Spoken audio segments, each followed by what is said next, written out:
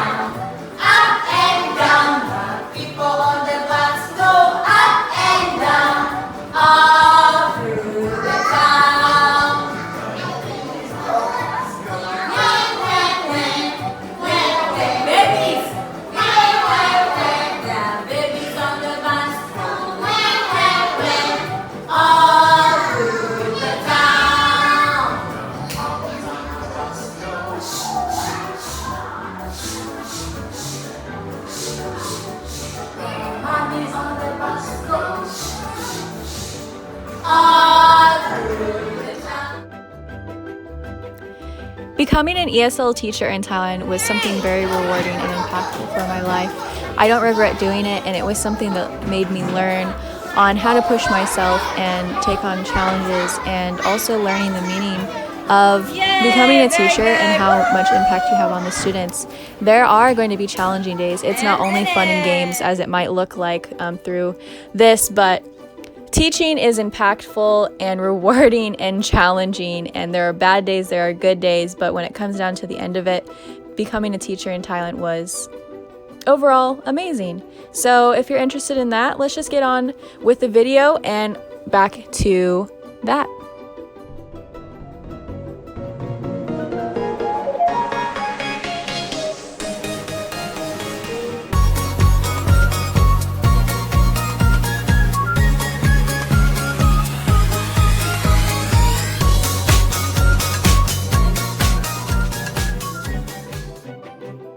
The top 3 options you have for teaching English in Thailand in regards to where you can teach is you can teach in a government school, an international school, and at a language center.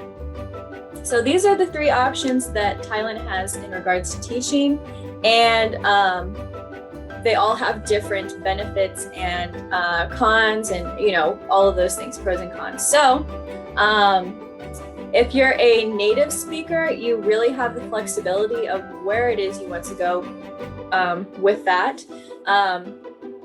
With government schools, they pay the least amount, and language centers tend to be more like in the middle, and then international schools tend to be at the highest. But it also depends on like if the international school or the language center, which will pay more. It just depends on the place and how big they are and how established. So now I'm going to briefly talk about what it's like in different kinds of environments for teaching, since I have had a little bit of experience in all of them. So with language centers, you will tend to have the most flexibility in terms of scheduling. So with that, you're not necessarily going to have a schedule from 9 to 5, 8 to 5, whatever. You're going to have classes at more random times.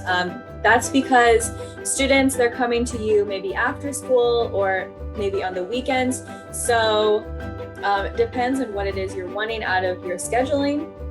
But with working at a language center, it's pretty flexible with your hours. But also with that being said, sometimes your lessons can be last minute scheduled and you're just going to have to be available. So that's like the pros and the cons with working at a language center.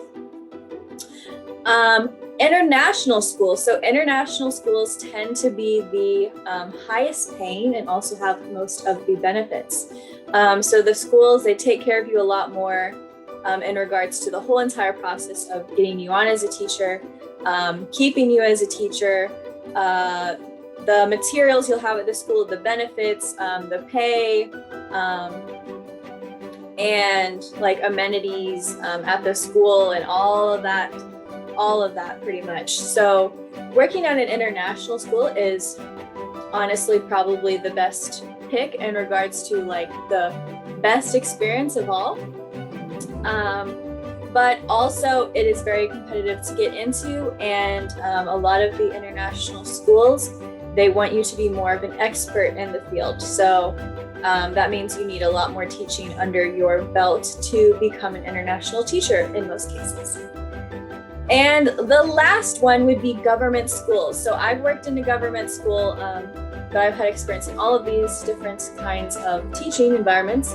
And the government school, it's going to be the most impactful It's going to be the most impactful experience. However, it might also be the most challenging in that sense because the schools don't always have very many materials. It just depends on the school. And so you're going to have to do a lot of things more independently on your own in regards to lesson planning, getting materials. You're going to be more on your own in terms of like discipline and taking care of the students, all of that kinds of things. But it also is the most impactful in that way because you're really making a difference in helping teaching English to these students. Would go into common questions that people usually ask when it comes to teaching in Thailand. And that would be, what is one thing that you wish you knew before you became a teacher in Thailand? For me, it would just be to go with the flow more. So at the beginning, I wasn't quite used to like Thai culture in a sense. It took some adapting to, and I was coming in it, with the perspective of being an American and everything, and things are very straightforward. We've got a whole entire procedure of how things work, especially in a school system. And really, what would have helped me ease into the transition better would just to have been to go with the flow. Thailand is one of those places that if you go with the flow, there's no problem. But really, like with any culture, if you're not trying to accept, like just the differences in culture, you're going to have issues. But I started to adapt, pretty quickly. But I do just wish that I had known that, and like I could have told myself, you're just going to need to go with the flow, because that would have helped me with lots of things, because it's just a completely different environment there, and going with the flow would have helped me so much with teaching, with all the last minute changes. I changed schools so many times due to like lots of different circumstances, like visa stuff and all that kinds of things, and just going with the flow would have dropped a lot of my stress completely. Another common question that people are having at this time is Thailand letting people come into the country in 2021? And the answer is sometimes. So right now there is a mandated quarantine that you are supposed to do, and that is a 14-day quarantine. You also have to show negative PCR results for COVID and other things as well. I'm not going to get into all the details about that. But basically, if you can find someone who will sponsor you and help you get into the country with all of the documents that the Thai government is wanting, it is possible, but you will have to do the quarantine, no questions about that, you have to. So just giving that information out to my followers out there if they are interested in teaching in Thai, which sums up my video about teaching English in Thailand. And well, thank you so much for joining. Peace, love, and light, and see you in the next one.